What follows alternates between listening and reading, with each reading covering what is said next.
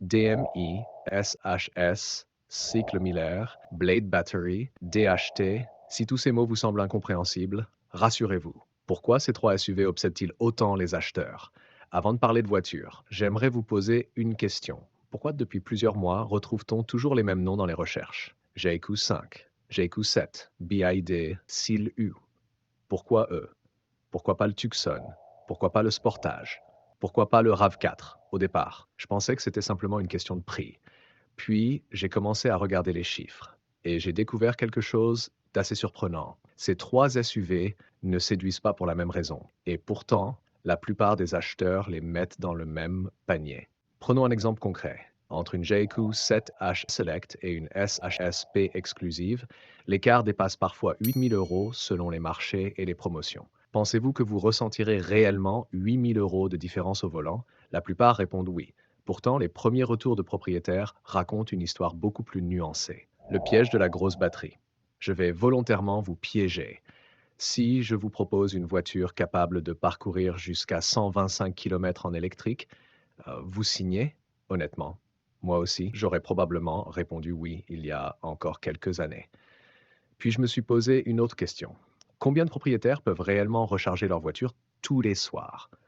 Parce que si vous habitez en appartement sans borne, sans prise, sans recharge au travail, une batterie de près de 27 kWh devient parfois un poids que vous transportez toute l'année. Sous une précédente vidéo, plusieurs propriétaires de SUV hybrides rechargeables nous ont expliqué qu'après l'enthousiasme des premières semaines, ils rechargeaient beaucoup moins souvent qu'ils l'imaginaient. À l'inverse, d'autres nous ont confié qu'en rechargeant chaque nuit, ils roulaient plusieurs jours sans consommer une goutte d'essence. Même technologie, deux expériences totalement opposées. Mais avant, il faut comprendre pourquoi JQ a pris une direction totalement différente. La JQ 5 est probablement la voiture la plus mal comprise de cette comparaison. Quand la JQ 5 est sortie, beaucoup ont immédiatement dit c'est simplement une petite JQ 7. C'est faux. Et les ingénieurs de Moda et JQ le savaient dès le départ. Regardez ses dimensions. 4,38 m. Au premier abord, on pourrait croire qu'elle est simplement plus compacte.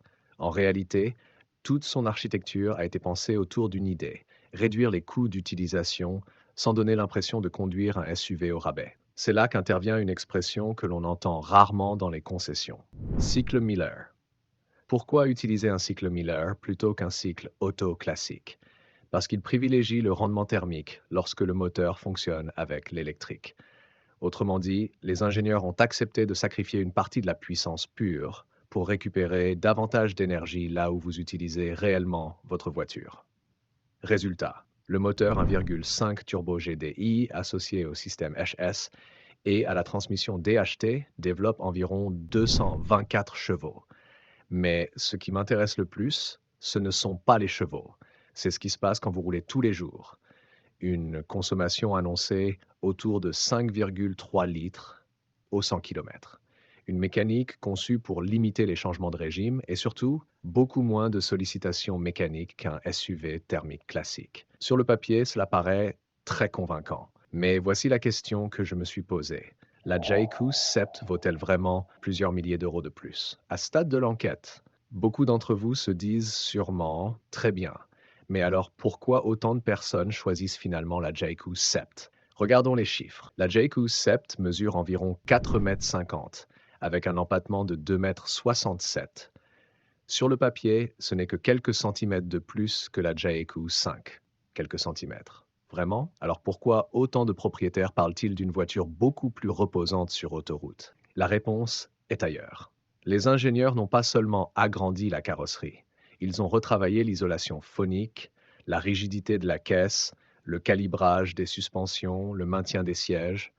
Autrement dit, ils ont essayé de réduire une chose que personne ne regarde sur une fiche technique, la fatigue.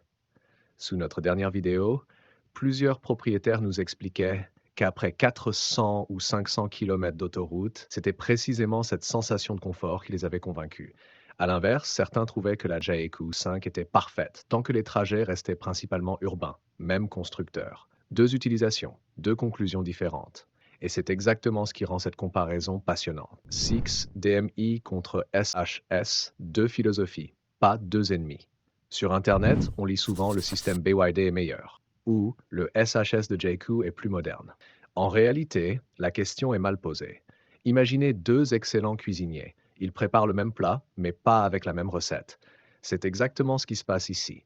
Le système DMI de BYD privilégie très souvent la propulsion électrique. Le moteur essence fonctionne dans sa plage de rendement optimale et intervient lorsqu'il est le plus efficient. C'est ce qui explique cette sensation si proche d'une voiture 100% électrique en circulation quotidienne. À l'inverse, le Super Hybrid System SHS de JQ recherche davantage l'équilibre entre performance, réactivité et sobriété. Grâce à sa transmission DHT, le passage entre les différentes sources d'énergie reste presque imperceptible. Question. Lequel est le meilleur? Le vrai gagnant dépend encore une fois de votre façon de conduire. Le détail qui peut vous faire économiser ou perdre plusieurs milliers d'euros. Maintenant, ouvrons le bon de commande, parce que c'est ici que beaucoup d'acheteurs font leur plus grosse erreur. Prenons la JQ Sept. Vous trouverez généralement plusieurs finitions. Select, Luxury, Exclusive. Même logique chez BYD avec les versions Comfort, Design ou selon les marchés, d'autres déclinaisons. Naturellement, on est tenté de choisir la plus équipée. Mais laissez-moi vous poser une question. Quand avez-vous utilisé pour la dernière fois des sièges massants, un toit panoramique ouvert en plein mois d'août ou un système audio à 12 haut-parleurs bloqué dans les embouteillages? En revanche, une caméra 360 degrés, un régulateur adaptatif, une bonne visibilité, vous les utilisez presque tous les jours. Voilà pourquoi la finition intermédiaire est généralement le meilleur investissement. Vous économisez plusieurs milliers d'euros sans sacrifier les équipements qui changent réellement la vie. Si c'était vraiment mon argent. Voilà plusieurs semaines que nous analysons ces trois SUV, les fiches techniques, les essais, les retours de propriétaires, les coûts d'utilisation et surtout les profils des acheteurs. Au départ, je voulais désigner un vainqueur. Aujourd'hui, je pense que ce serait une erreur parce que la meilleure voiture n'existe pas. En revanche, le meilleur choix pour vous existe. Si vous vivez essentiellement en ville, que vous recherchez un SUV compact, facile à garer, sobre et rationnel, la JQ 5S HS est probablement la plus cohérente. Si vous faites beaucoup d'autoroutes, que vous voyagez en famille et que vous cherchez un excellent compromis entre confort, espace et budget. La JQ 7S HS prend un vrai avantage. Et si vous rechargez presque tous les jours, que vos trajets quotidiens sont prévisibles et que vous voulez exploiter au maximum une technologie hybride rechargeable, alors la BYD DMI devient extrêmement difficile à battre. Finalement, ce n'est pas une bataille entre trois SUV. C'est une rencontre entre trois façons très différentes de concevoir l'automobile. Et si vous retenez une seule chose de cette vidéo, retenez celle-ci. N'achetez jamais la voiture qui fait rêver Internet. Achetez celle qui rendra votre quotidien plus simple pendant les 10 prochaines années. Mais notre enquête ne s'arrête pas là, parce qu'après avoir choisi la bonne version, une autre question apparaît.